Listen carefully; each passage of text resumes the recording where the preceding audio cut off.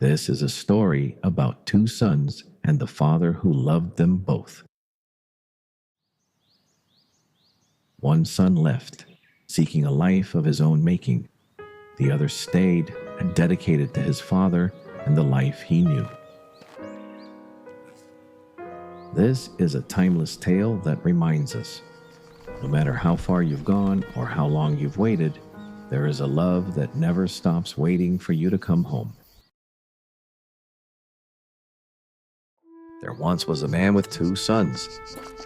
The older, a man of duty and hard work, was always by his father's side, tending the fields and running the household.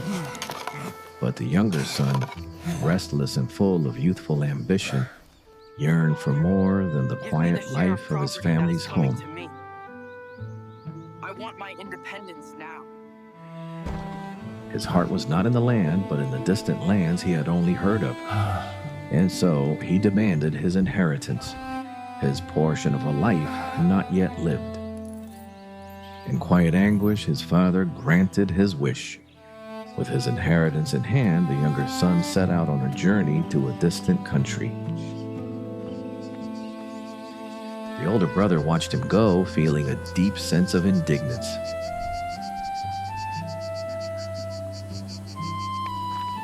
His father watched as his son disappeared into the distance. And so he set out for a new life, leaving behind all that he had known. There he found a world of endless pleasure and fleeting friendships. Look at this place. I've never seen anything like it. You'll get used to it, friend. Welcome to the city. He lived without restraint, spending his wealth on lavish banquets and empty promises. Day after day, his inheritance dwindled, leaving nothing but the company of strangers. To new friends and new fortunes. Here. And the echoes of reckless laughter.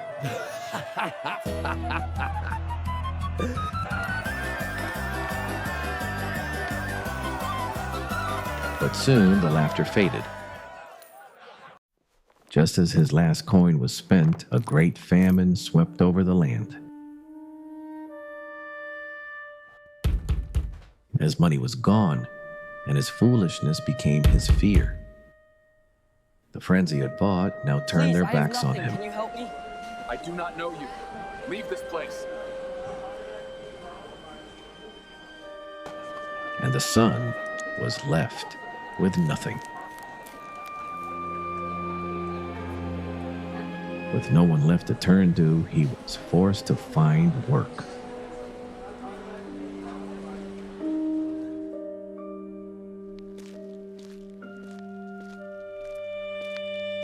He found himself in the lowest of places, hired to feed pigs, hungry, alone, and so desperate that even the husks of the pigs looked like a feast.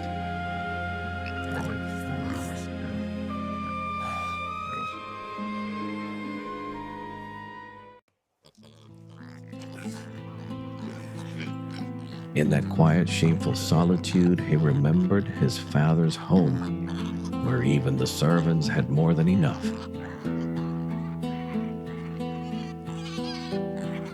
In his heart, a decision was made. He would return not as a son, but as a hired hand.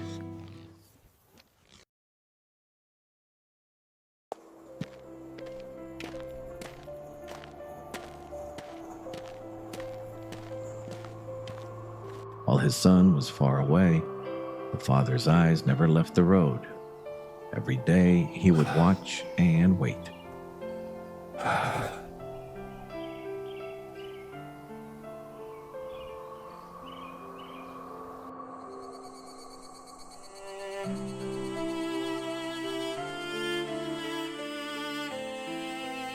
And then, one day a figure appeared on the horizon.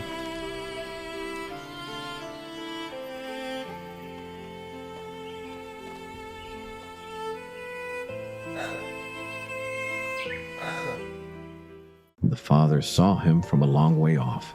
He saw not the dirt or the rags, but his son. Filled with a love that could not be contained, he ran.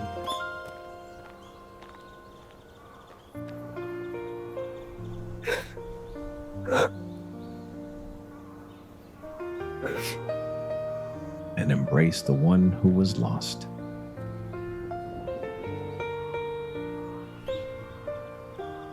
The son who was lost was found. The father gave him new clothes.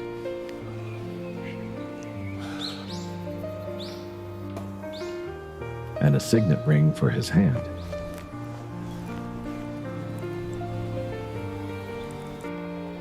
Welcome home, my son. We have prepared a feast in your honor. The celebration began.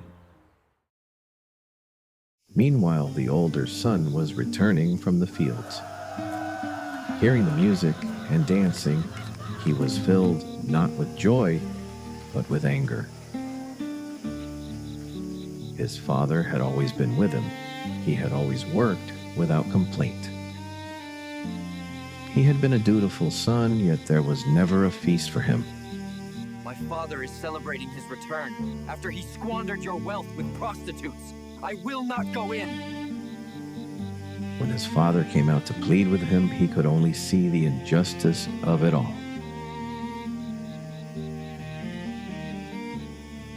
My son, you are always with me. And everything I have is yours. The father explained that his steadfast son was always in his heart, and all he had belonged to him.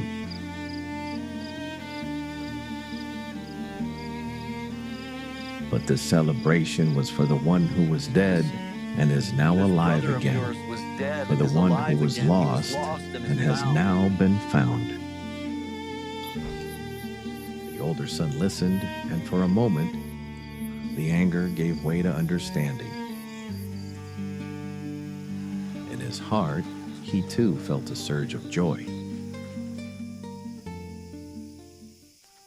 And so the father's family was whole again. The son who was lost had found his way home.